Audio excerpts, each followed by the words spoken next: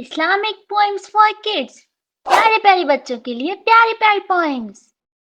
रोजा रखूंगा, रोजा रखूंगा, रोजा रखूंगा, रोजा रखूंगा।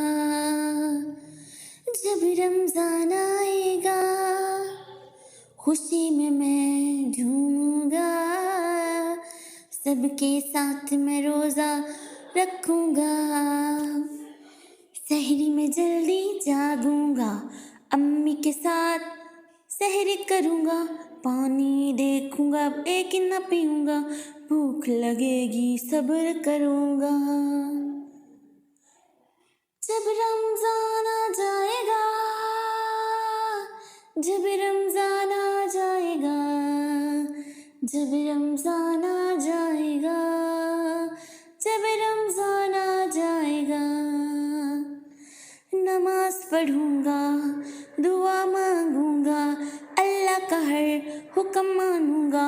शाम को जब इफ्तार का वक्त होगा, दिल खुशी से झूम रहा होगा। खजूर खाकर शुक्र करूंगा, पहला रोजा पूरा करूंगा। जब रमजान आ जाएगा, जब रमजान आ जाएगा, जब रमजान आ जाएगा, जब रमजान आ जाएगा। मज़ीद ऐसी प्यारी प्यारी पॉइंट्स सुनने के लिए हमारे चैनल को सब्सक्राइब करें और बेल आइकन को दबाना मत भूलें। Thank you so much.